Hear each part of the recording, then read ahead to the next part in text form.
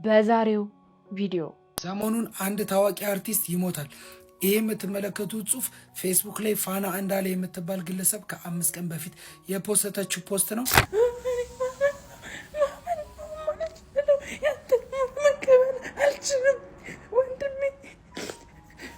ከጠቅላይ ሚኒስተሩ እስከ ተራው ግለሰብ ያስደነገጠው የተወዳጁ ተዋናይ፣ ደራሲ፣ ዳይሬክተር፣ ፕሮዲውሰር እንዲሁም የቴሌቪዥን ሆስት የሆነው አንጋፋው ነፃነት ወርቅነህ ህልፈት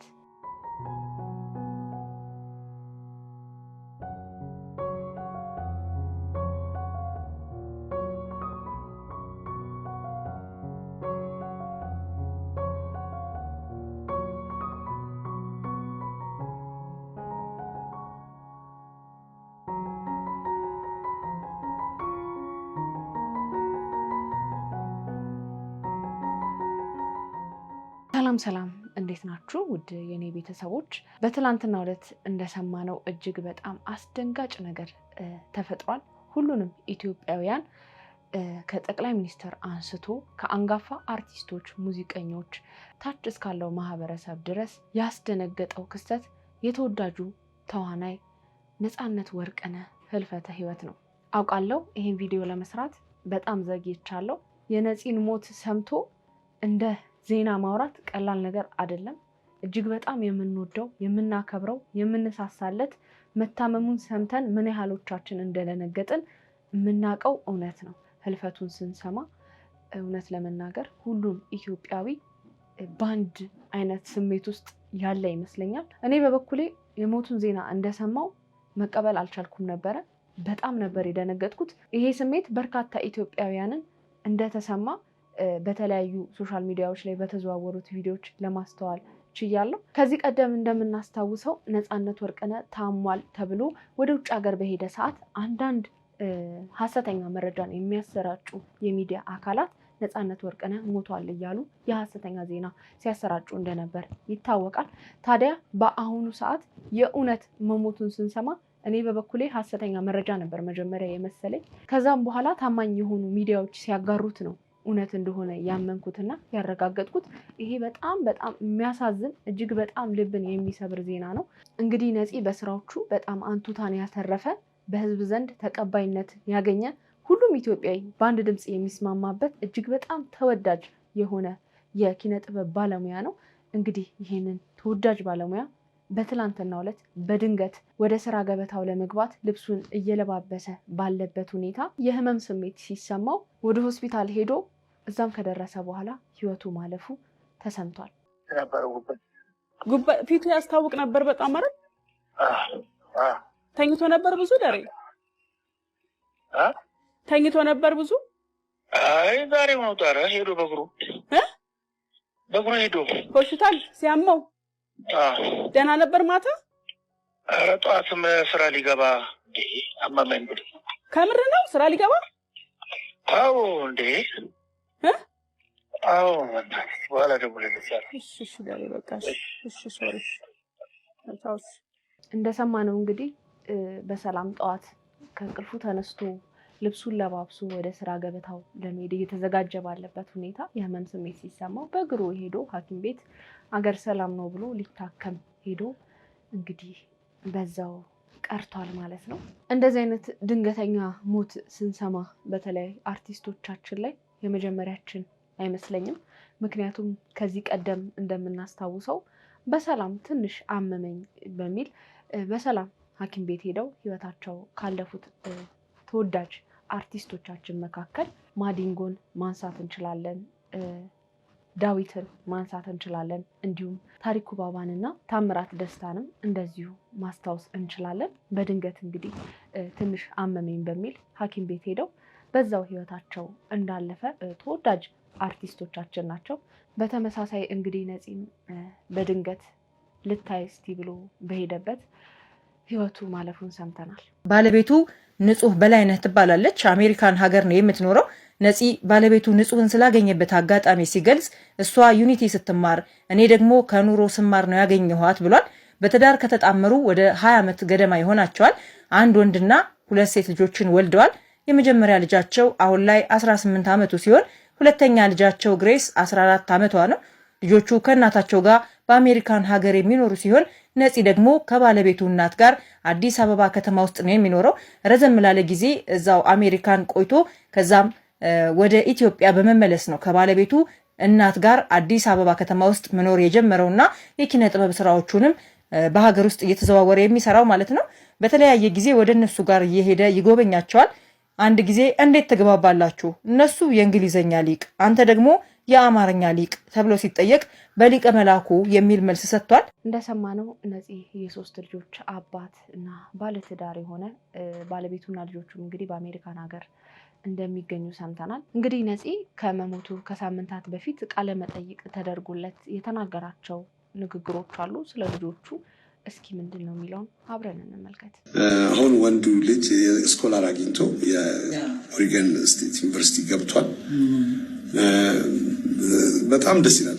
ትንሿ መካከለኛዋ ደግሞ እሷም ወደ ሃይስኩል ልትሄድ ነው። ትንሿ ደግሞ የመጨረሻዋ ደግሞ እንዲሁ እሷም ትንሽ እሷ እንደው ፒያኖ ምናምን ትሞክራለች ምናምን ያው በርቺ ለማለት ቋንቋ ጥረት ነው እንጂ በርቺ ብላ ጨክኜ ስለ ሞዛርት በነገራት ደስ ባለኝ። ግን እኔ የማውቀው ስለ ጥላሁን ገሰሰ አማርኛማ መማር አለባቸው። እኔ በሚሄድበት ሰዓት ይሞክራሉ ትንሽ፣ ግን በደንብ ሀሳባቸውን ለመግለጽ እንግሊዝኛው ይሻላቸዋል። ይገባል። እኔ ምንም ጸብ የለኝም። ውጣ እስኪሉኝ ጌራውትን አጣናታል። ጌራውት በማንባብ ጌራውት ሰላም እዚህ ነኝ ማለት ነው እላለሁ። ያው ትንሽ ከሆነ ጊዜ በኋላ ልጆቹ የራሳቸው መብት አላቸው። አጥብቀሽ ማቀፍም አትችይም። እንደዚህ ነው ቴንክ ዩ ሊልሽ ይችላል። ጥሩ ነው ያለው። አደክ እንዴት ነው ግን ቁርኝታችሁ አባትና ልጅ? ከዚህ ስትሄድ ወደዚህ ስትመጣ አይናፍቁም ወይ? እዚያ ስትሄድ ያላቸው ምላሽ? እንትኑ ይለምዳሉ። ምናልባት ትንሽ ከዛ በኋላ ቤት ሲገቡ የራሳቸው ነው የሚሉት። ደስ ይላል። ግን ያው በመሀል ደግሞ ማውራት ሲፈልጉ ይደውላሉ። ከሌል ታወራ ነው ሊያወራ ነው ምናምን ይላሉ። ከኔ ጋር እኔ እንትን እላቸዋለሁ፣ ቀልዳቸዋለሁ። አንዳንዴ እንትን ይላሉ። ይገባቸዋል የምትቀልደው ቀልድ? ይገባቸዋል፣ ይገረማሉ ደግሞ አንዳንዴና ዩ ላየር ነው የሚሉት። ዩ ላየር ይሉሻል። የሆነ ነገር ገበድ አድርገሽ ከነገርሻቸው ውሸትህን ነው ምናምን ዋሽተሃል ይሉሻል።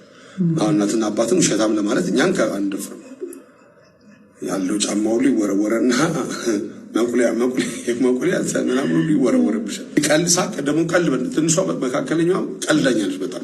በጣም ቀልድ ታውቃለች። ስንት ሆነ እድሜያቸው? ነጽዬ 18 13 እና 9። እግዚአብሔር ይመስገን። በጣም ይሄ ትልቅ ነገር።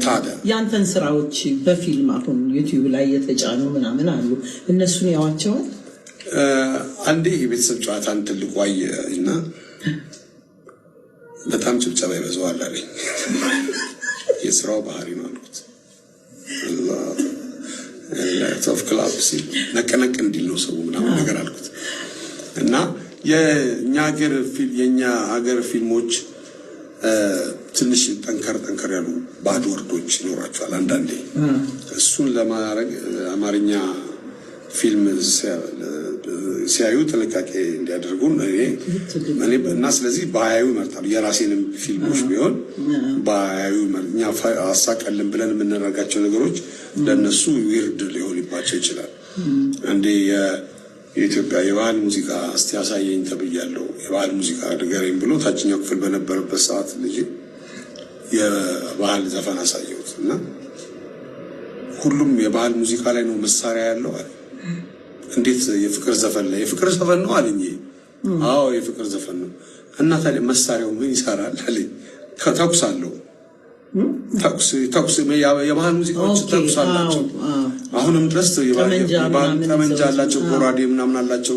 እና የባህል ሙዚቃዎቹ ትንሽ ጥንቃቄ ያስፈልጋቸዋል ማለት ነው።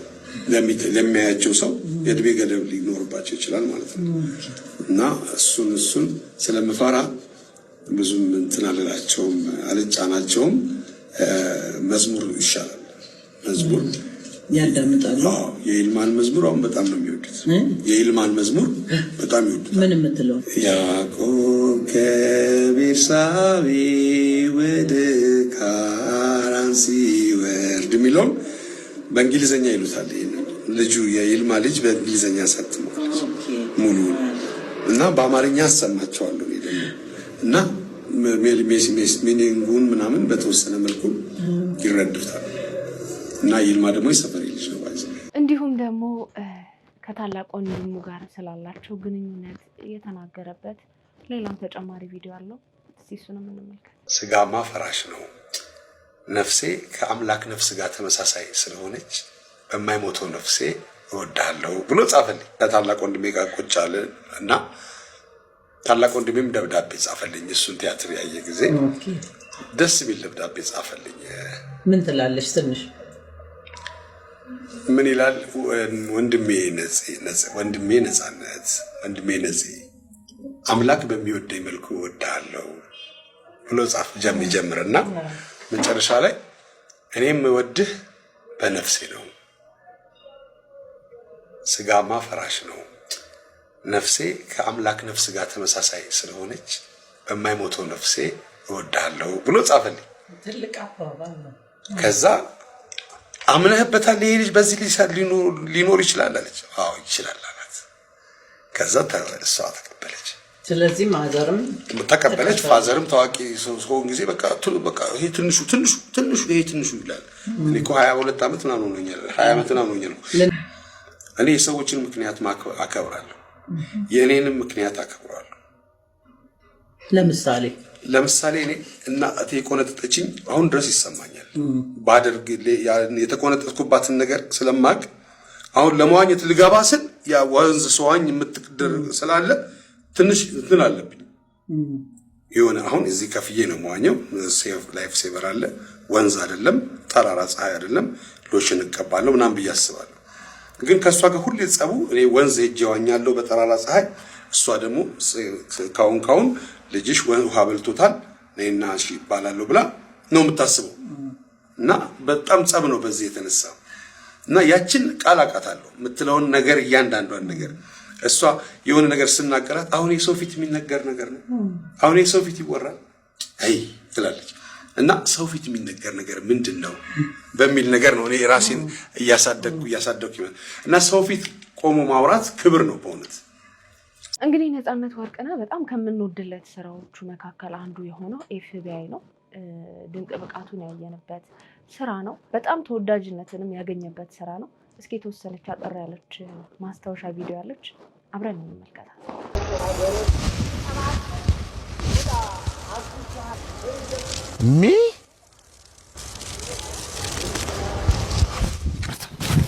ይቅርታ የአገር ጉዳይ ሆኖብኝ ይቅርታ።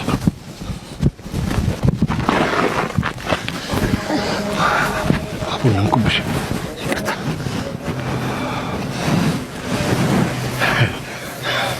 ጤና ይስጥልኝ የኔ ጌታ። ጌታ አንተው የኔ ብቻ ይበቃኛል። ስንቱ ጌታና መቤት እንደዚህ ተጋድሞ እያየሽ አንዴ ሰልፍ እያስያዝኩ ነበር። ገነት የምትገቡ በዚሁን ውስጥ ገነት ሁለት ሆናችሁ ትጋፋላችሁ። ሲኦል በዚህ በአምስት ሰልፍ አድርጉት፣ በአምስት ሰልፍ ሂትለር፣ ሞሶሎኒና ግራዚያን ይዛችሁ ወደ ሲኦል፣ የኢትዮጵያ አምላክ ይዛችሁ ወደ ሲኦል። አንዴ ሰው ልሸኝ፣ አንዴ እንግዳ ልሸኝ። ስራ ምንድነው? እንግዲህ እንደያመጣጣቸው ለፍርድ ማቅረብ ነው። አቃቢ ሕጉም ጠበቃውም እኔ ነኝ። እግዚአብሔር ይመስገን እስካሁን ሲኦል የገባብኝ ሰው የለም። እያንኳኳሽ መጠየቅ ትችላለሽ። ይመስገን ነው። ምን አሁን ስራው ተበላሽቷል። ህገወጥ ደላሎች ገቡበት። ወደ ሰማይ ቤት እናስገባቸዋለን እያሉ በህገወጥ መንገድ ያግዟቸዋል። በማይረባ ሰረገላ አራተኛው ሰማይ ላይ መንቆአለል ነው። መንቆአለል ከአበሻ ንስሐና ጸሎት ጋር መንቆአለል ነው። ኑዛዜ ጋር መንቆአለል ነው። በቃ እንደዚህ እርግማን ጋር መንቆአለል አራተኛው ሰማይ ላይ ይደውሉና ኤፍሬም ይባላል።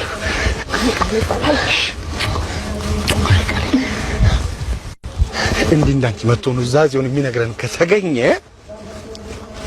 ከተገኘ ገነት ቪአይፒ ያዝልሻል ማለት ነው። ገነት ቪአይፒ ያዝልሻል። ለኑዛዜ እንኳን አይደለም የመጣሁት። የቀበርሽው ሰው ናፍቆሽ ነው። ይሄን የመሰለ አይን ልታለቅሽበት እንዳይሆን ይሄ ነው የሚያምርብሽ እንዴ እስቲ ፈገግ ፈልቀቅ ሞክሪ እስቲ ሞክሪ እንዴ ይሄ እኮ ነው በቃ ይሄ ነው የሚያምር ግን ማልቀስ ከፈለግሽ ማልቀስ የምትፈልጊ ከሆነ ተከፍሏቸው የሚያለቅሱ አሉ በ5 ደቂቃ 50 ብር ነው እነማን ናቸው አልቃሾቹ አይኔ ለምን የደፈረሰ ይመስልሻል አንተ ሆንኩልሽ እኔው ነኝ ነፂ በጣም ማለት እኔ እንጃ አላውቅም በጣም ከውስጥ የማይጠፋ አይነት ሰው ነውና እኔ በዚህ ልክ አላውቅም እንግዲህ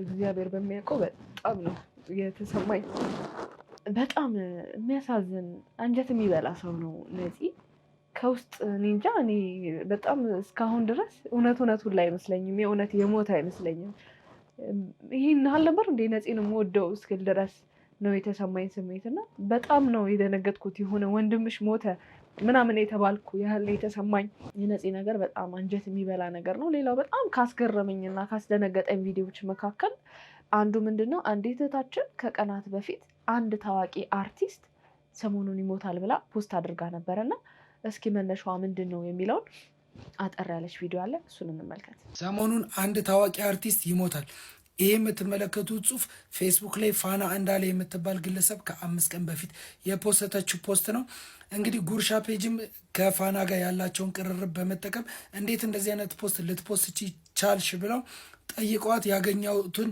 መረጃ አጋርተዋል እኔ መረጃውን ላካፍላችሁ ሀሳባችሁን መስማት ፈልጋለሁ ኮሜንት ላይ ታሳውቁኛላችሁ ሌሊት ነው ሰዓቱን አላውቀውም የሆኑ የታወቁ ሰዎች የተሰበሰቡበት አዳራሽ ውስጥ ገባው በሩ ላይ አንድ ሰው ብቅልም ይላል በድንገት አንዱ መጣና ያንን ሰው ጠርቶት ይዞት ወጣ በዚያ ሰዓት ማንም ምንም አላለም እኔም ተከትያቸው ለወጣ ስል ፍርሃት አደረብኝና ተመለስኩ በአዳራሹ ውስጥ የነበሩት ታዋቂ አርቲስቶች መሆናቸውን አውቃለሁ እንጂ ማን እንደሆኑ ለይቼ አላወቅኳቸውም ነበር በመጨረሻ ላይ ግን አንዱ ጠራኝና እዚህ የነበረው ሰውዬ የት አለ ብሎ ሲጠይቀኝ አንዱ ጠርቶት ይዞት ወጣ እኮ አልኳቸው በንግግሬ ተገርመው በጅምላ ሳቁብኝ በዚያው ነቃው ያ በህልሜ ተጠርቶ የወጣው ሰው እንደሚሞት ተርጉሜ ነው የዛሬ 5 ቀን ፖስት ያደረግኩት ፋና ይህንን ካለች ከ5 ቀናት በኋላ ዛሬ ታላቁ አርቲስት ነፃነት ወርቅነህ በድንገት ማለፉን ስንሰማ የፋና ህልምም እውነት መሆኑን ስንገነዘብ ግርም ተፈጥሮብናል ይህ አጋጣሚ በእውነት ያስገርማል እናንተስ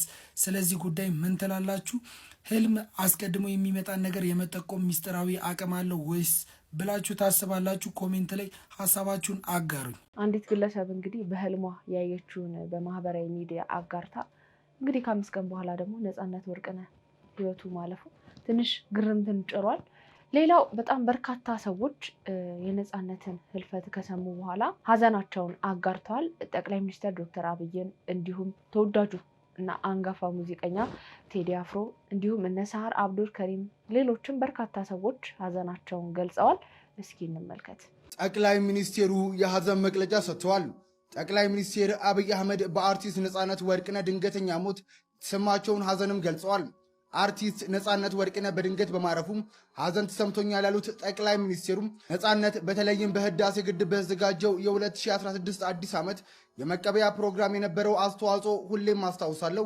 ሁላችንም አዲሱን ዓመት በደስታ እንድንቀበል አድርጎን ነበር በማለት ጠቅላይ ሚኒስትሩ ለቤተሰቦቹና ለአድናቂዎቹ መጽናናትን ተመኝተዋል አርቲስት ነፃነት ወርቅነህ ባደረበት ድንገተኛ ህመም ጥር 8 2018 ዓ.ም ከዚች ዓለም በሞት ተለይቷል ሌላው ተወዳጁ ሙዚቀኛ ቴዲ አፍሮ በአርቲስት ነፃነት ወርቅነህ ህልፈት የተሰማውን ሀዘን ገልጿል በተለያዩ የቲያትር መድረኮችና በበርካታ ፊልሞች ላይ ባሳየው የትወና ጥበቡ እንዲሁም በቴሌቪዥን የመዝናኛ ፕሮግራም በህዝብ ዘንድ ከፍተኛ ተወዳጅነትና አድናቆት ባተረፈው በተወዳጁ የኪነ ጥበብ ሰው አርቲስት ነፃነት ወርቅነህ ህልፈተ ህይወት የተሰማኝን ጥልቅ ሀዘን ለመግለጽ እወዳለሁ በዛሬው ዕለትም በተሰማው ህልፈተ ህይወቱ በደረሰው ሀዘን ለቤተሰቦቹ ለወዳጆቹ እና ለመላው አድናቂዎቹ መጽናናትን እየተመኘው ፈጣሪ ነፍሱን በአጸደ ገነት እንዲያኖርልን ከልብ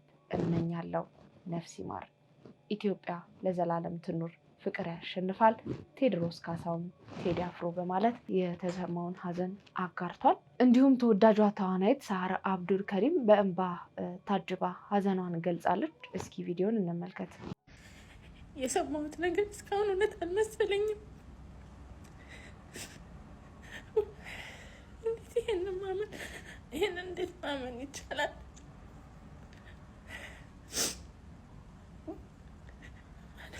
እዛ ጋር መገኘት አለመቻሌ ራሱ በጣም ናመመኝ።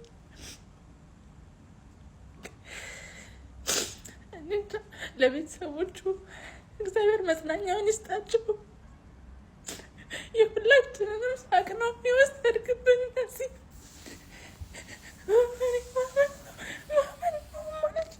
ያንተን መቀበል አልችልም ወንድሜ። እዛ ጋር ሆነ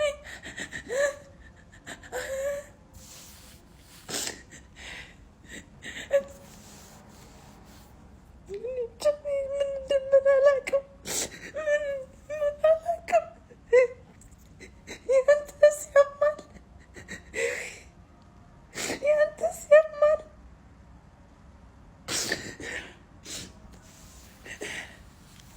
እዛ ጋር መገኘት ባለመቻሌ ለቤተሰቦች መጽናኛውን ይስጣቸው፣ ለወዳጆች ሁሉ መጽናኛውን ይስጣቸው። ምን ማለት እችላለሁ ወንድሜ።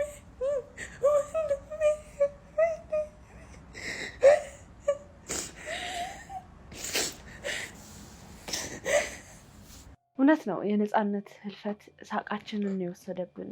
ነፂን በጣም እኔ ያላቅም ከህፃን እስከ አዋቂው ነፂን የማይወዳለ ብዬ አላስብም። ከጠቅላይ ሚኒስትሩ አንስቶ እስታች ካለው ኖርማል ተራ ግለሰብ ሁሉም በአንድ ድምፅ የሚስማማበት በጣም ተወዳጅ የሆነ አርቲስት ነው። ነፃነት መሞቱ በጣም ለኢትዮጵያ ጉለት ነው ብዬ ነው የማስበው። እንግዲህ በተጨማሪም ቲክቶከሩ አዶናይ በአርቲስት ነፃነት ህልፈት ጉዳይ የተሰማውን ሀዘንና እንዲሁም ደግሞ አንድ መልእክት አስተላልፏል። እስኪ አብረን እንመልከት። ነፃነት ወርቅነህ ያው ያሳዝናል፣ ይደብራል። በጣም ዘግይተናል። ነው እኔም በበኩሌ ዘግይቻለሁ። ለምን ፍቅርሃለሁ ለማለት ዘግይቻለሁ፣ እሱን ለማስታወስ ዘግይቻለሁ፣ እንዴት ነህ ብዬ ለመጠየቅ ዘግይቻለሁ። ሁላችንም እንደዘገየ ነው።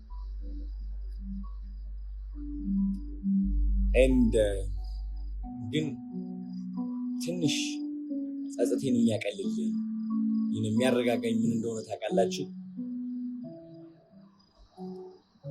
ልክ እንደ ነፃነት ወርቅነህ ትልቅ ውለታ የዋሉ ትልቅ ታሪክ የሰሩ የብዙ ሰው የሳቅ ምንጭ የሆኑ ሀገር መጠሪያ የሆኑ በጣም ብዙ አንጋፋ ሰዎች አሉ ኢትዮጵያ ውስጥ። ባይገርማችሁ ቲክቶክ መጣና እነዚህ ሰዎች እንዲረሱ አደረገ። እኛም ሰዎች ከፊታችን የሳበንና የማረከንን ነገር እያየን ትልቅ ውለታ የሰራልን ነገር እንተዋዋለን። ባይ ዘ ዌይ እነዚህ አንጋፋ አርቲስቶች ብቻ አይደለም ብዙዎቻችን የረሳ ነው። በጣም ትልቅ ነገሮች ያደረጉ ሰዎች ብቻ አይደለም የረሳ ነው። ሰው ከመሞቱ በፊት አለሁልህ ማለትም የረሳ ነው። ባለፈው በጣም የደበረኝ አንድ ኮመንት ነበረ። ጋሽ ፋንቱ ማንዶዬ እንግዲህ ያው ሰልፍ ይዞ ታክሲ ላይ አየኋቸው እና ያ ቪዲዮ ለቀቁት። ግን በጣም ብዙ አሉታዊ የሆኑ መሰጆች ደረሱ። ለምንድን ነው ጋሽ ፋንቱ ማንዶዬ የምታግዛቸው? ለምን? ምን ያደርግላቸዋል? ልጃቸው እኮ አሜሪካ እኮ። አያችሁ እናንተ የመሰላችሁ እቃ መስጠት ነው የታያችሁ እሱ ነው። ኦፍኮርስ መኪና ተሰጠ፣ ቅንጦት ነው የሚመስለው ይሄ ሲታይ ደግሞ። ግን ጋይስ ማወቅ ያለባችሁ እየሰጠናቸው ያለው እቃ ሳይሆን ክብርን ነው፣ የሚገባቸውን ደረጃን ነው። ቀን ቢጥላቸው እኛ ግን መክዳት የለብንም እነሱ። ስለዚህ ጋሽ ሰሎሞን መኪና ሳሰጣቸው መኪና ሳይሆን የሰጠኋቸው ተስፋን ነው። ሰው አለልኝ ነው። ሰው ይወደኛል ነው። ሰው አልረሳኝም ነው። ከመኪና በላይ ይህ መንፈሳዊ ጥንካሬ እንሰጣቸዋለን። ሱራፌልም ነው። ስለዚህ ከምን ጊዜ በላይ የጀመርኩት ቻሌንጅ አጠናክሬ ለመቀጠል ወስኛለሁ። ኢትዮጵያ ውስጥ ያሉ አንጋፋ ሰዎች ለኛ ፈገግታ ምክንያት፣ ለኛ ኩራት ምክንያት፣ ለኛ መፈቃቀር ምክንያት የሆኑ ሰዎች የሚገባቸውን ክብር ለመስጠት ቃል እገባለሁ። ሰው ከሞተ በኋላ ጀግና ነበር፣ ጎበዝ ነበር እያልኩኝ መመስከር አልፈልግም። ያ ሰው በህይወት እያለ ግን መመስከር እችላለሁ።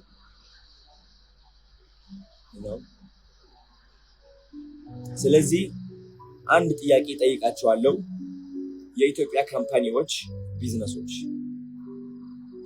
በተቻላቸው አቅም ለነፃነት ወርቅነህ ቤተሰቦች ድጋፍ ብታደርጉ ደስ ይለኛል። ድጋፍ ያስፈልጋቸዋል ወይስ አያስፈልጋቸውም የሚለው እርግጠኛ አይደለሁም። ማያስፈልግ ከሆነም ችግር የለውም፣ ግዴታ አይደለም። ግን ካስፈለገ ብናደርግ ድጋፍ ደስ ይለኛል። የሚያጠነክራቸው ቢካዝ ይህ ቪዲዮ የነፃነት ወርቅነህ ቪዲዮ አይቼዋለሁ። እሱ ብቻ ነው ያላቸው። ስለዚህ እንቁምላቸው። አትሊስት በዚህም ከሰው ነፃነት ወርቅነህ እንግዲህ ሰምተናል። አዶናይ ያስተላለፈው መልእክት በጣም ድንቅ ነው። ትልቅም ነገር ነው። ሰው በህይወት እያለ መመስገን አለበት። የሰራቸውም ስራዎች እስከዛሬዎቹ የጋሽ ሰሌን ማንሳት እንችላለን። የነሱ ራፌልን፣ የነጋሽ ፋንቱ ማንዶዬን እያስተባበረ ያለውን ነገር አይተናል፣ ተመልክተናል። ይህ ድንቅ ተግባር ነው። ከዚህ በኋላ እቀጥልበታለሁ ብሏል። ሰው በቁሙ ማስታወስ፣ ሰው በቁሙ ማስደሰት፣ ሀገር አለኝ ወገን አለኝ ብሎ ሙያውን ከማማረር ሙያውን ወደ ማመስገን እንዲገቡ እስካሉ ድረስ በህይወት እርስ በርስ እየተደጋገፍን ይሄ ድንቅ ተግባር ነው። አዶናይ በዚህ ምግባሩ ሊመሰገን ይገባል። እጅግ ልቤን የነካው አንድ ፎቶ አለ። በርካቶች አይታችሁታል ብዬ አስባለሁ። በተለያዩ ሶሻል ሚዲያዎች ላይ በርካታ ሰዎች ሲያጋሩት ነበረ። ተወዳጁና አንጋፋው አርቲስት ነፃነት ወርቅነህ በኢንስታግራም ገጹ ላይ ያጋራው ፎቶ ነው። በኢንስታግራም ገጹ ላይ ያጋራው ፎቶ እንግዲህ ይሄ ነው። ከታችም እቺ ለማስለቀሻ አሪፍ ናት የሚል መልእክት ጽፎ ነበረ።